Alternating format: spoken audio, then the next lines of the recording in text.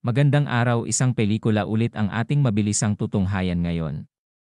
Ito ay kwento ng pagmamahalan nila Jen at Ben magkakaroon kaya ng masayang pagtatapos. Nag-umpisa ang pelikula kung saan si Ben ay nagyaya ng kasal kay Jen at malugod nitong tinanggap. Sila ay magkakilala ng 20 taon at magkasintahan ng 13 taon. Si Jen ay isang nangangarap maging isang abogado, habang si Ben naman ay isang negosyante ng isang bar sa Baguio. Ang pamilya ni Ben ay nakatira sa New York kaya gusto ni Ben doon sila tumira. Sinopresa ni Ben si Jen na magbakasyon sa Iceland at doon na din gaganapin ang kanilang prenup. Hindi maikakakaila ang saya ng dalawa. Masaya silang namamasyal sa Iceland. Habang kumukuha ng mga litrato para sa kanilang prenup.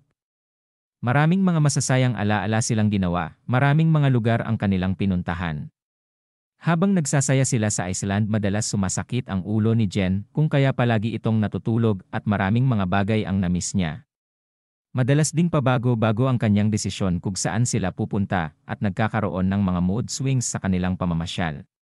Hindi naman ito ikinatuwa ni Ben at nawawalan siya ng pasensya sa kanya. Nagkaroon ng aksidente sa kalsada kung saan dahil ito sa kagagawa ni Jen at nahinto ang kanilang pamamasyal. Araw na ng pag-uwi nila kung saan hindi maalala ni Jen kung saan niya nilagay ang kanyang passport kung kaya nahuli sila sa eroplano. Sa sobrang galit at inis ni Ben, tinanong niya si Jen kung ito ay masaya.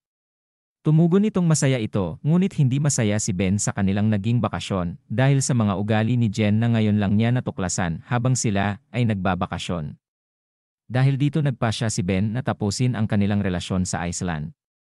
Sobrang ikinalungkot at ikinaiyak ni Jen.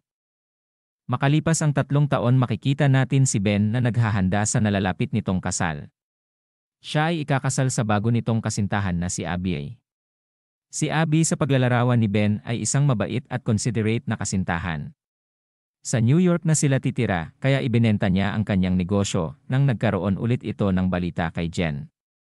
Muli ngang bumisita si Ben kay Jen makalipas ang maraming taon.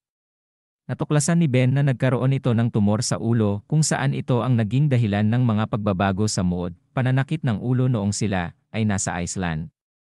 Hindi nila mapigilan na maging madamdamin sa kanilang muling pagtatagpo. Masaya naman si Jen sa naging takbo ng desisyon ni Ben na magpakasal sa iba. Ibinalita ni Ben sa kanyang fiancé ito at sinabihang samahan niya si Jen sa kanyang paggaling ng 1 linggo. Di nila alam na nagkaroon pala ng remisyon ang tumor sa kanyang ulo at ito ay terminal na. Dahil dito, hindi mapigilan ni Ben na makonsensya at humingi ng kapatawaran kung bakit siya sumuko agad. Naging makabuluhan ang alaala nila habang lumalala ang kondisyon ni Jen. Nagtatapos ang kwento kung saan sila ay nag-uusap sa napakagandang paglubog ng araw. Ang matututunan natin sa kwentong ito ay huwag magbakasyon bago magpakasal para maiwasan ang paghihiwalay. Maraming salamat sa panunood, hanggang sa muli. Huwag kakalimutan mag-like, share and subscribe.